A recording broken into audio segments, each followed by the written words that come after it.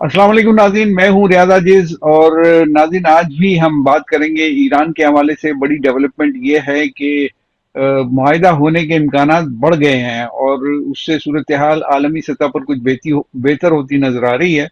और तेल के प्राइसेस भी कुछ नीचे आए हैं। आज हुकूमत पाकिस्तान ने भी तेल के प्राइसेस कम कर दिए हैं। तो ये इशारे गालिबन ये हैं कि कुछ बेहतरी की सूरत हाल पैदा होगी। लेकिन दूसरी तरफ डोनाल्ड ट्रंप की के बयानात अपनी जगह जारी हैं। एक दो हमले भी हुए हैं और उसके अलावा डोनाल्ड ट्रंप ने अब इस लूप में ओमान को भी ले लिया है और ओमान को भी थ्रेट किया है डोनाल्ड ट्रंप ने 2 रोज कबल। अगरचे उसके बाद कुछ उन्होंने उसके मामलात को बेहतर करने की कोशिश की, लेकिन उन्होंने बयान तो बहरहाल एक धमकी भरा दिया ओमान की हुकूमत को स्टेट ऑफ हॉर्मुज के हवाले से। तो इस पर बात करते हैं कि ये डोनाल्ड ट्रंप का मिजाज आखिर क्या करेगा अमेरिकन के लिए, कहाँ ले जाकर खड़ा कर देगा अगले 2-4 साल में अमेरिकन को। मेरे साथ गुफ्तगू करने के लिए मौजूद हैं सरदार मोहम्मद अशरफ साहब। इंटरनेशनल अमूर और दिफाई अमूर पर आप गहरी नजर रखते हैं, तो इनसे बात करते हैं। अस्सलाम वालेकुम जनाब सरदार मोहम्मद अशरफ साहब। वालेकुम सलाम सर, जी जनाब। मैंने थोड़ी सी तमीज बांधी और कुछ गुफ्तगू की है। आपको लगता है कि डोनाल्ड ट्रंप, जैसे कि ओमान को भी अब लूप में ले लिया उसने और ओमान को भी थ्रेट किया है स्टेट ऑफ हॉर्मुज के हवाले से, तो क्या कहते हैं आप, ये क्या होगा अगर इसी तरह रवैया जारी रहा डोनाल्ड ट्रंप का फ्यूचर में भी? नहीं, डोनाल्ड ट्रंप जो है वो he is trying to cover up his bad adventure. पहली बात तो ये है कि एक सुपर पावर का सीधे से एक्सेप्ट कर लेना कि they have been स्क्वायरली beaten and defeated by a nation, by a country who was under embargo for last 47 years. तो उनके लिए ये गुरूर और तकब्बुर, आपको पता है जो ताकतवर कौमें और मुल्क और आदमी होते हैं ना, तो उनका तकब्बुर और गुरूर अपने ऊपर से बहुत बड़ा होता है। इनका गुरूर अपने से ज़्यादा ताकतवर के सामने झुकता है और अपने से ज़्यादा कमज़ोर के ऊपर हमेशा से ये करते हैं। तो मेरे ख्याल से वो अभी जो उसको अमेरिका में भी बड़ी मुसीबत पड़ी हुई है। रिपब्लिकन पार्टी जो है वो ईरान की जंग की वजह से और गैस की प्राइसेस की वजह से और दूसरे जो इन्फ्लेशन हुआ है इस जंग की वजह से, तो अमेरिकन वोटर जिसके लिए उन्होंने ये जंग की थी, मेरे ख्याल से ये नेतन्याहू और ट्रंप का जॉइंट वेंचर जो था उसमें एक बुनियादी फैक्टर था। वो ये समझते थे कि हम ईरान एक कमज़ोर मुल्क है और सारे मिडल ईस्टर्न कंट्रीज़ जो है ईरान के ख़िलाफ़ ग्रुप गैंग अप हो जाएंगे और हम जो है वो बहुत बड़े फाते बन के उभरेंगे। और इजराइल का जो नेतन्याहू वो इलेक्शन में से दोबारा अक्टूबर में जो इलेक्शन उसका हो रहा है उसमें वो जीतेगा बड़ी भारी अक्सरियत से। और ट्रंप की भी जो है वो नवंबर में जो सेनेट के इलेक्शन हो रहे हैं उसमें मिडवे इलेक्शन है वो उसमें वो जीत जाएंगे। अब इसमें दोनों में कोलैप्स हो गए, इजराइल भी और अमेरिका भी। They have failed to achieve their targets और they have failed to humiliate and force Iran to submission. तो सबमिशन तो वो कर नहीं रहे हैं। वो कहते हैं यार हमने सब कुछ तो ज़ाया कर दिया, अभी सबमिशन करने का क्या फ़ायदा है। यू सी, जब आप उनकी सारी ताकत को डिस्ट्रॉय कर दोगे और जब उनके वसाइल को इस तरह से कर दोगे तो दूसरा किस लिए आपसे माफ़ी मांगेगा।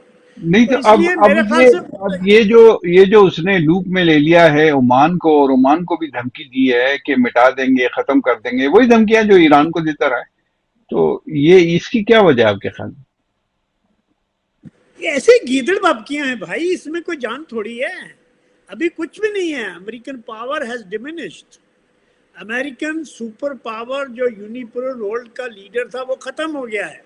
अब प्रेसिडेंट ट्रंप जो है वो यूनाइटेड स्टेट्स ऑफ अमेरिका को एक मेजॉरिटी लीडर की हैसियत से रिप्रेजेंट करता है। उनके पास कुछ भी नहीं है। I don't think there is anything left with them accept نہیں their تو pride. یہ لینگویج تو اگر چلیے طاقت نہیں ہے، بہت سارے ملکوں کے پاس طاقت نہیں ہے، وہ سپر پاور بھی نہیں ہے، لیکن لینگویج تو یہ استعمال نہیں کرتے نا وہ دوسرے ملکوں سے اگر اختلاف بھی ہوتا ہے کہ ختم کر دیں گے، مٹا اس دیں گے، کے یہ سب کیا ہے؟ دیکھیے اس کے لیے دیکھو جو بدماش ہے نا، جو مغرور طاقت کا گھمنڈی ہے، اس کو اس کا ہاتھ پڑتا ہی کمزور پہ. ورنہ ابھی اگر آپ اس کا ٹرمپ کا چائنا کا دورہ دیکھیں تو اس میں چائنیز نے ان کو بہت اچھے سے ریسپشن دیا، بہت وہ کیا، لیکن کسی جگہ بھی ٹرمپ نے فال نہیں کیا، کوئی لوز ٹاک نہیں کی. بلکہ چائنیز نے یہ کہا کہ اگر آپ نے اس کو تائیوان کے معاملے میں صحیح طریقہ اختیار نہیں کیا تو امریکہ اور چین کے تعلقات ٹھیک نہیں رہیں گے. اور دوسری بات یہ کہی کہ اگر آپ نے وہاں مداخلت کی تو امریکہ اور چین کے درمیان جنگ ہو سکتی ہے. تو ان کے اپنا جو سٹیٹمنٹ ہے، دیکھو دونوں ملکوں نے اپنے اپنے الگ الگ سٹیٹمنٹ داخل کیے، جاری کیے ہیں، ان میں سے کہیں بھی یہ بات نہیں ہے. امریکن نے، بلکہ اس نے جو ٹرمپ ہے، اس نے کراسپونڈنٹ سے یہ جب پوچھا کہ تائیوان کو اب آپ کی طرف کس امید سے دیکھنا چاہیے، تو اس نے کہا کہ تائیوان کو اب نیوٹرل ہو کر دیکھنا چاہیے. مطلب یہ ہے کہ they have to sort it out. اس نے کہا 9,000 مربع میل دور سے ہم جو ہے وہ کسی ملک کی حفاظت نہیں کر سکتے. تو it's a complete collapse of a superpower. آپ اس بات کو تھوڑا سمجھ لیں. اور ان کا جو تکبر ہے وہ انتہا کو، اب اس کو ادھر ادھر ہاتھ پاؤں مار رہا ہے، اس سے کیا فرق پڑنا ہے؟ کچھ پڑنے والا نہیں ہے.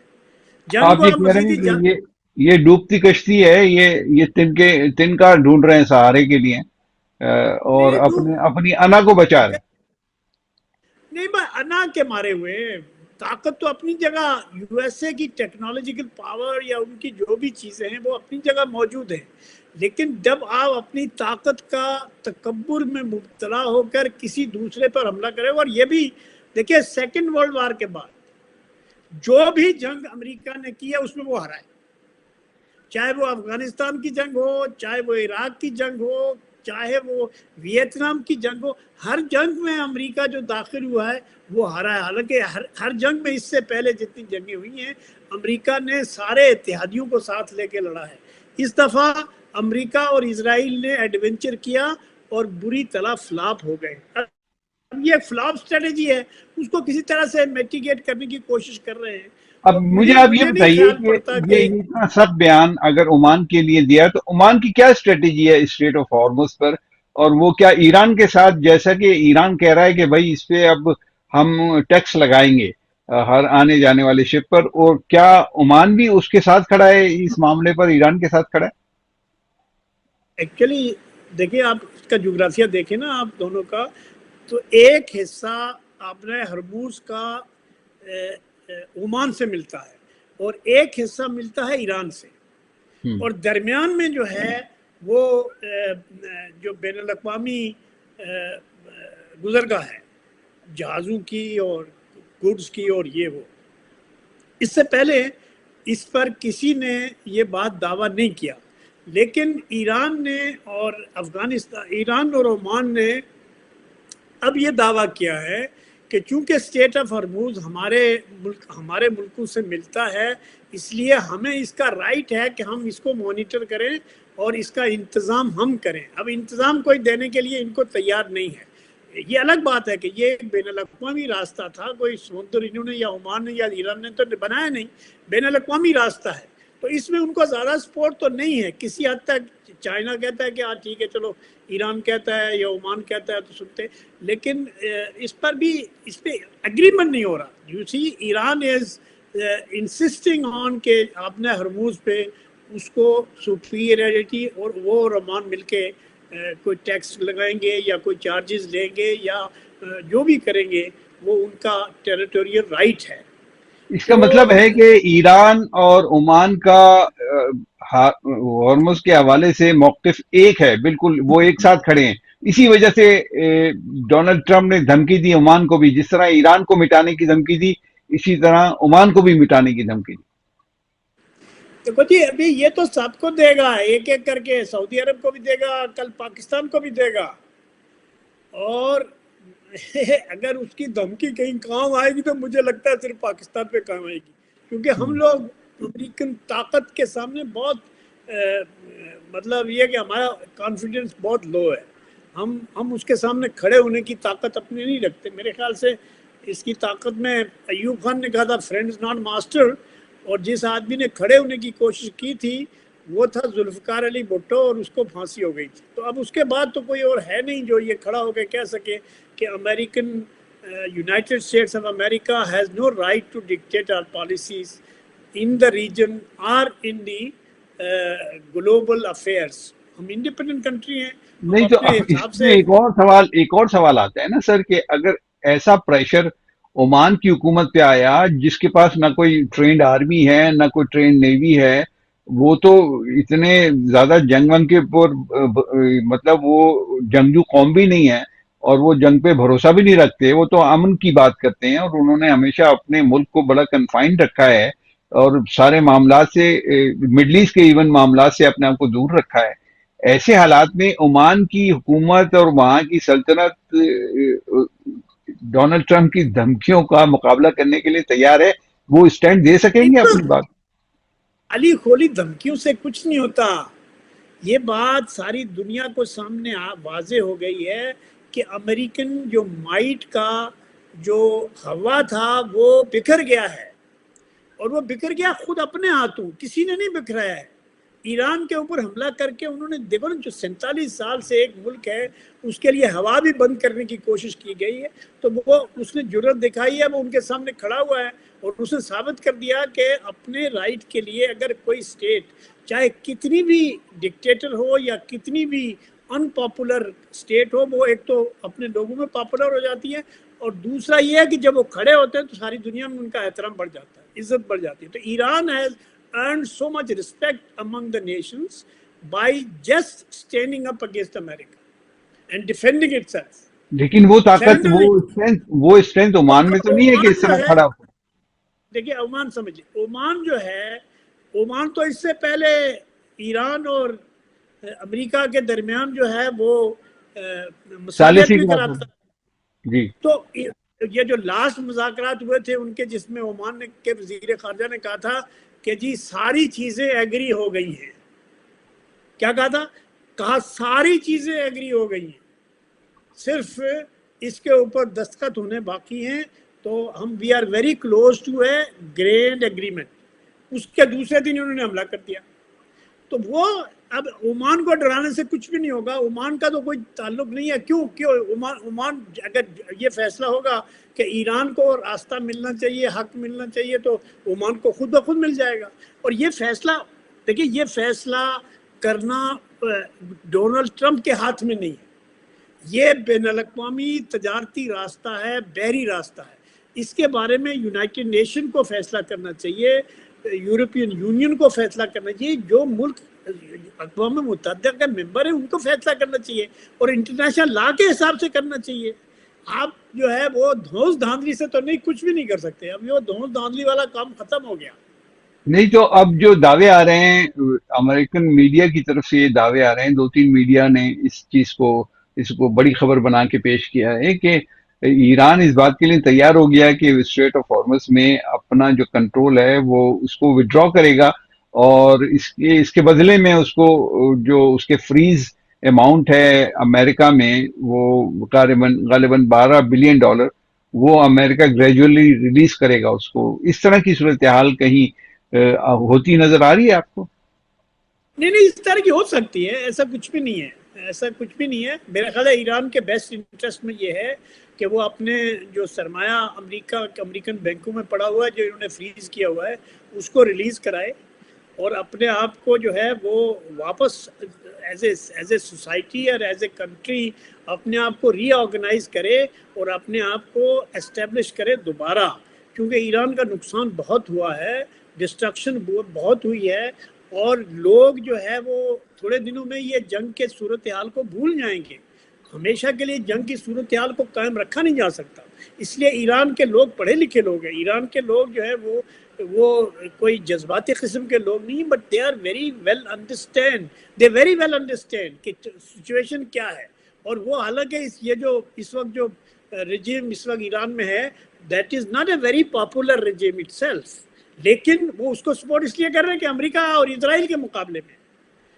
تو جب تک پبلک کی سپورٹ ان کے پاس ہے اس وقت تک انہیں اپنا تو معاملات اس ٹھیک میں کرنے. جو بیان آیا ہے مجتبیٰ خامنہئی کا ابھی گزشتہ روز، اس میں انہوں نے براہ راست امریکہ پر الزام لگایا ہے کہ وہ ایران کے اندر کوئی تقسیم پیدا کرنے کی کوشش کر رہا ہے اور یہ ثابت کر رہا ہے کہ یہ آپس میں ایک نہیں ہے. تو یہ بیان تو کوئی معنی رکھتا ہے نا؟ کیوں ایسے موقع پر انہوں نے یہ بیان دیا؟ نہیں وہ کوئی ڈھکی چھپی بات نہیں. دیکھیں اسرائیلی جو انٹیلیجنس ہے وہ ایران کے اندر کام کرتی رہی ہے. آپ سوچو کہ ان کے جو سپریم لیڈر کو اس کے اپنے دفتر میں انہوں نے مار دیا، اس کے بچوں کو مار دیا، اس کے پورے خاندان کو مار دیا. تو اور یہ کہا کہ ہم رجیم تبدیل کریں گے. تو رجیم تبدیل کرنا ان کے بس کا تو نہیں ہے نا، کہ جو لوگ اس گورنمنٹ کے یا اس ریلیجس گروپ کے مخالف بھی ہیں وہ بھی اپنی مخالفت چھوڑ بیٹھے. وہ اب نہیں کرتے کچھ بھی جب تک جنگ کا فیصلہ نہیں ہوگا. تو وہ جو مرضی کرتے رہے. America has failed to achieve any of its desires. اب وہ کہے گا اچھا ٹھیک ہے جی، مجھے وہ جو یورینیم ہے اس کے اوپر جو ہے وہ ہمیں کوئی جو ہے وہ مل جائے، ہمیں اس کی پوزیشن مل جائے. تو وہ پوزیشن بھی ان کو دینے کے لیے تیار نہیں. وہ مے بھی رشیا کو دے دیں یا یونائٹڈ وہ جو انٹرنیشنل اٹامک ایجنسی ہے اس کو دے دیں، یا جوائنٹ اس میں چائنا اور رشیا کے اس میں جوائنٹ میں دے دیں. تو اس وہ میں ایسے آپ بھی کر رشین، اس صورتحال میں رشین وزیر خارجہ جو ہیں وہ انہوں نے بیان دیا ہے کہ ایران کے ساتھ مسلسل دھوکہ ہوا ہے اور ہو رہا ہے. اس بیان کو آپ کیسے دیکھ رہے ہیں؟